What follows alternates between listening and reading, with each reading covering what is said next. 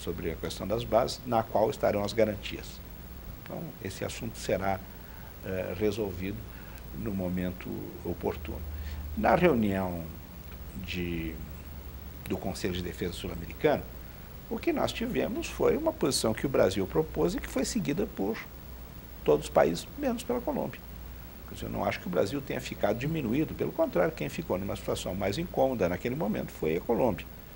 E nós não queremos também colocar de maneira nenhuma a Colômbia contra a parede. A pior coisa, o Brasil não tem uma política de procurar isolar nenhum país, muito pelo contrário.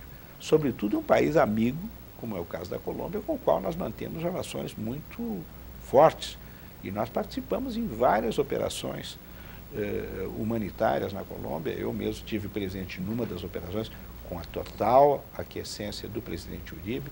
Depois nós participamos da Força Aérea Brasileira, foi escolhida pela Cruz Vermelha com a aquiescência do governo colombiano para participar de uma operação de resgate de reféns que estavam em mãos das Farc. E nós nos oferecemos em várias ocasiões. Professor, tem um telespectador que quer fazer uma pergunta sobre esse assunto aí. Posso botar? Claro. Vamos lá? Como foi e como vem sendo a participação do Brasil na libertação de reféns nas mãos das Farc?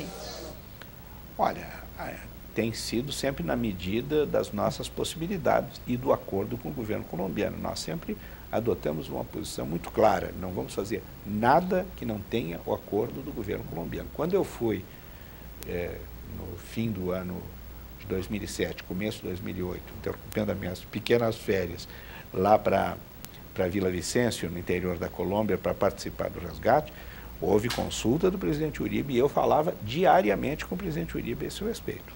Né?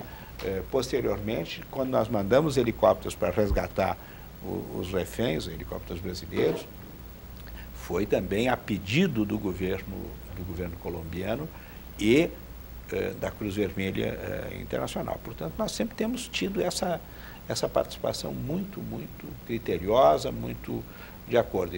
Muitas vezes o presidente Uribe diz, os Estados Unidos foi o único país que nos deu ajuda militar. Né? Nós temos dito que nós estamos dispostos a dar ajuda política. Né? E só não o fizemos mais, né? Porque a circunstância de uma negociação mais ampla com as Farc, pela intransigência das Farc... Falando em ajuda, vamos voltar um pouquinho, aterrissar em Honduras, que o Maltic chegou de Honduras na semana passada, cheio de novidades, e tem uma pergunta. A pergunta, professor, primeiro, a Embaixada do Brasil hoje, ela não funciona como embaixada, né? As atividades estão suspensas, existe uma comunidade de 500 brasileiros que vivem em Honduras e que ela não recebe nenhum tipo de ajuda da embaixada, que ela está numa situação muito peculiar, ela está servindo de abrigo para o Manuel Zelaya. O Manuel Zelaya estaria para sair da nossa embaixada nos últimos dias, o que acabou não acontecendo porque a negociação de fundo, que é o retorno ou não dele ao poder, ela não avançou, e bem pelo contrário, ela parece não avançar. Eu queria saber primeiro do senhor, como é que o senhor avalia essa disputa por poder dentro do prédio da Embaixada do Brasil, entre os seguranças do Zelaya, entre o nosso embaixador Linneu Pupo de Paula, que tenta manejar para que eles não tomem o controle, e por vezes eles tomam, que a gente sabe.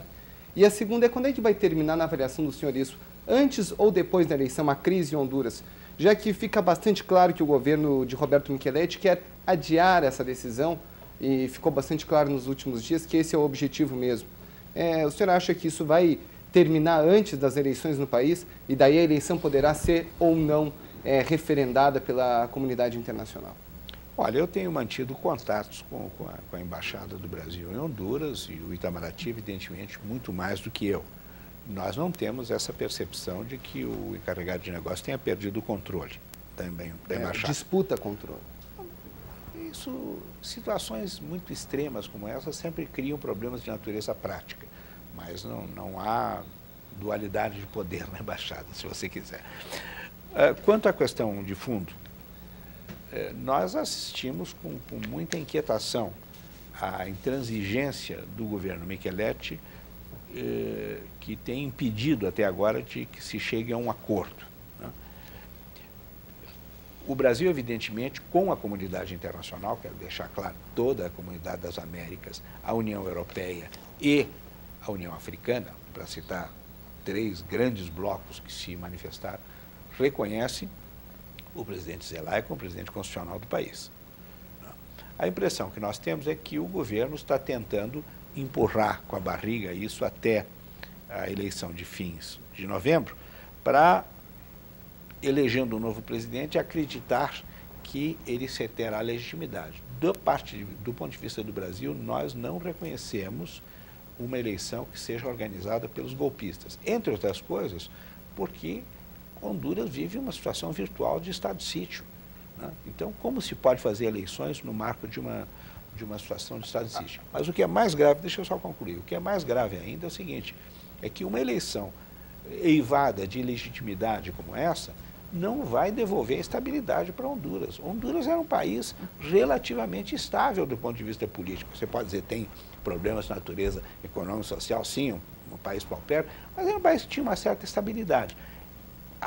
O golpe vai mergulhar Honduras numa situação de instabilidade. E essa instabilidade, qual é o papel dos Estados Unidos em resolver ou não esse período de instabilidade, já que Honduras respira Estados Unidos? Fica bastante claro isso. Você tem razão. E os Estados Unidos, no começo desse ano, deu uma postura bem clara ao presidente Obama de que passaria a ter um novo diálogo com a América Latina.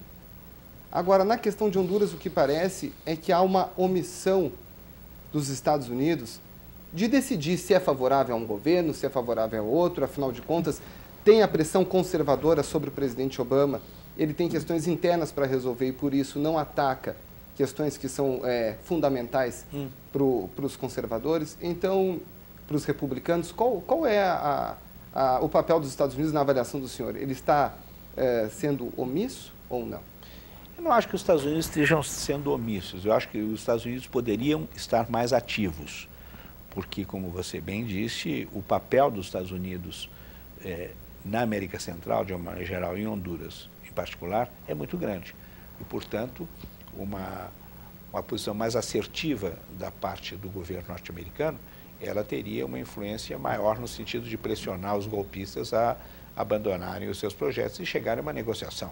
O senhor esperava mais do Obama, pela expectativa que cercava a eleição dele? É muito difícil colocar as coisas nesses termos de expectativa. Eu acho que uma coisa é clara, a América Latina não é prioridade para a política norte-americana. Talvez isso seja até muito bom, porque nas zonas onde as zonas prioritárias, às vezes as coisas não ocorrem muito bem. Em paz, não ocorrem muito bem. Então, quer dizer, nós conseguimos, por uma série de razões, em primeiro lugar, porque é uma região de paz, é uma região sem grandes conflitos, é uma região que não tem ameaça nuclear, é uma região onde nós não temos conflitividade étnica, religiosa maior, etc., etc., onde os problemas de fronteira são razoavelmente resolvíveis. Então, não é problema para os Estados Unidos, mas, ao mesmo tempo, é uma região que hoje ganhou mais autonomia, tem mais personalidade, tem mais identidade, etc., etc. Então, eu acho que na conversa que nós tivemos em Trinidad e Tobago com o presidente Obama, ele mais tomou nota, né? Ele mais ouviu. Nós gostaríamos, efetivamente, respondendo uma parte que eu deixei pendente aí na sua pergunta, Eliane, nós gostaríamos que ele tivesse conversado mais com os presidentes sul-americanos, talvez latino-americanos, por ocasião da Assembleia Geral. Não é fácil, porque a Assembleia Geral, eu tenho ido 7 anos que eu acompanho o presidente e o ministro nessas reuniões, a multiplicidade de encontros é muito grande. Mas isso não exclui concretamente que o diálogo entre a Casa Branca e a América Latina esteja aberto. Agora, o governo norte-americano está enfrentando dificuldades. Só um pouquinho. Está enfrentando dificuldades. Tanto é verdade que, até agora, o subsecretário para a América Latina, o Valenzuela, não foi aprovado. O embaixador Thomas Shannon, que, aliás, será um grande ganho para o Brasil e para a América Latina, tampouco foi aprovado. E está, de uma certa forma, bloqueado por um grupo ínfimo de conservadores, né, que, evidentemente, está incomodado com a situação de Honduras. Mas, professor, além da questão desse grupo de conservadores no Congresso, a questão de Honduras não deixa muito claro para o Brasil que o Obama enfrenta resistências também na abertura e na maior liberdade dentro do próprio governo, ou seja, não há um certo conflito entre o Pentágono e o Departamento de Estado, não há duas visões de mundo que estão deixando o Obama um pouco sem identidade, sem rumo?